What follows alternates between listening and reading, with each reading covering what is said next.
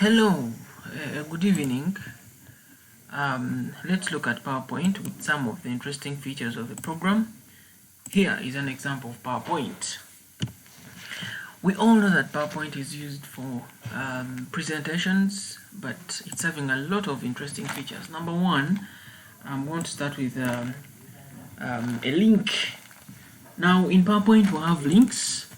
We can create a link by doing the following, but before I even show you the steps of creating a link, here is a definition of a link.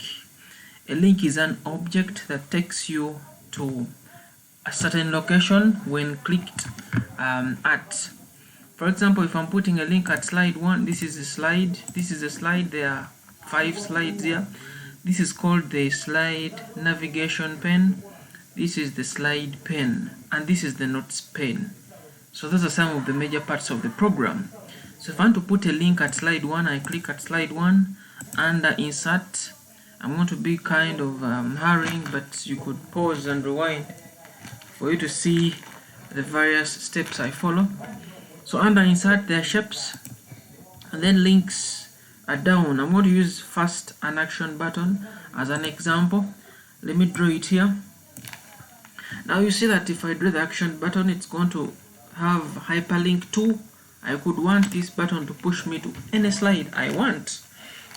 Maybe I want this to push me to the next slide. I go to OK. So for me to see that this button is really working, I'm going to first run a slideshow, and then I click at the button. So indeed, if I click at the button, it is working. So that is it. I'm pressing escape for me to exit the slideshow. 2, these links have categories. You can use this symbol to link, you can use words to link.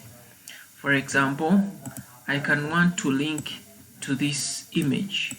I could want to link to this image as as something to explain in PowerPoint. For example, in slide 5, if I actually, let me use slide 2. If I create maybe some text like click here to view who created, click here to view who created the presentation. So I'm going to use this text as a link. Click here to view created the presentation. So I'm going to simply highlight it, then I go to insert, then hyperlink. This time around I'm linking externally outside the document, because the other image I was trying to link to is really outside the presentation. It's just an image. So I'm going to click at existing file, then I'm going to look for desktop because the image was on desktop. Then I'm going to click at new because the name of the image is new. I go to OK.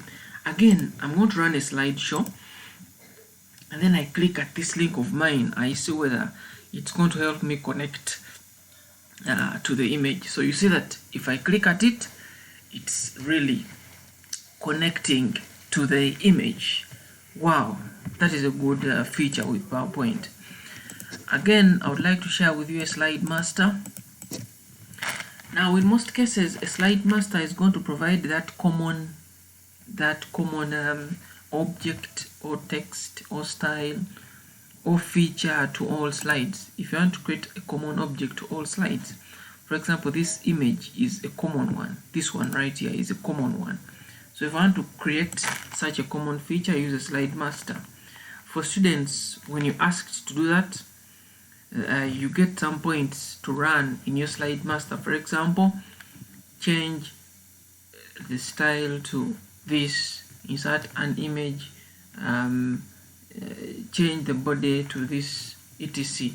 So if you want to create a slide master, you go to view,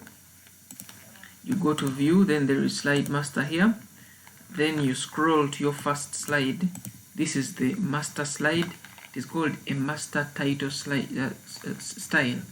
It's capable of controlling the rest of these slides. So you click at it, then you could insert a shape. For example, if I want to insert this, I draw it around here. You see, so after drawing the shape here, you know, you could change the style of the words, you could change the size, etc. But I just wanted to insert this, and then as just a simple example. Then under the slide master tab, I close. So you see that when I go back to my work, it is a common feature at all slides. Wow, that is also a good feature with Microsoft PowerPoint. Again, another interesting feature of the program is the printing mode. You know, in most cases, if we are printing, we go to file and then we print with PowerPoint, and we are always emphasized to print using handouts. Handouts are under slides. You could print, you know, you remember my presentation had 5 slides. You can print this. You see, it's putting all the slides on one page. Wow, that's good, and I'm sure you all know that. But here's a scenario. At times you may be required to print a slide with notes, with a notes pen, or with content in the notes pen. For example, this slide here is having some content within the notes pen, this one. At times it could confuse you. You may not see the notes pen because the slide pane is covering the entire middle screen. So you just adjust the size of the you adjust the size of the slide pane so that you can see the notes pen view.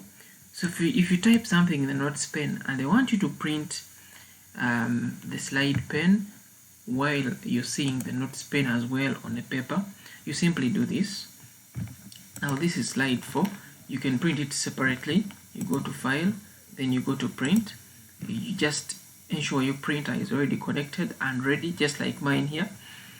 Then the settings, there is print all slides. No, I want to print a selection, or I can call it a custom range. I want the 4th slide. Remember, it was number 4. I want the 4th slide. That's what I'm putting 4 there.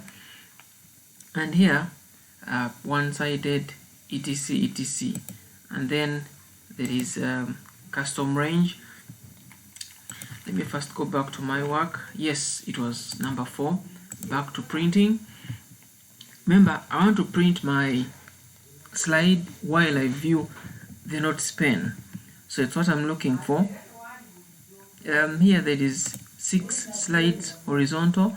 I'm going to change handouts to a full page slide. Again, my notes pen is not there. Okay, let me try to change to notes pages. So you see if I click at notes pages and I put the slide number 4 at the paper I'm here to print, there is a notes pen displayed. Wow, that is also a good feature with PowerPoint. You try those steps. You pause if I'm kind of hurrying.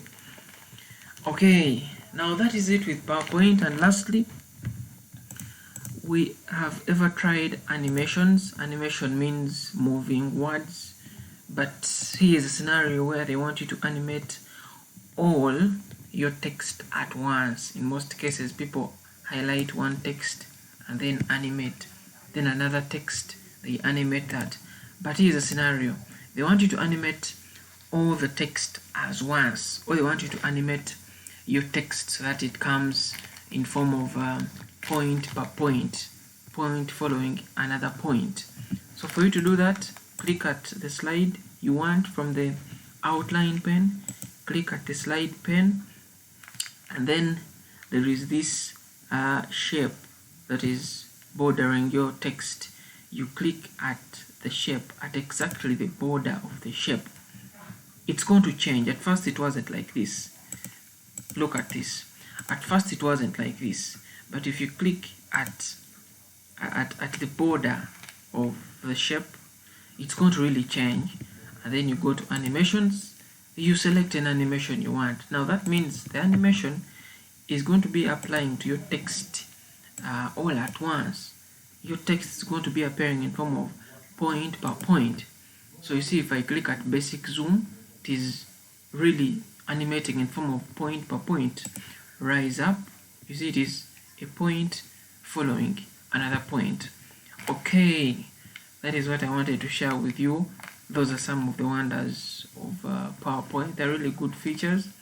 You try them out so that you create really good presentations.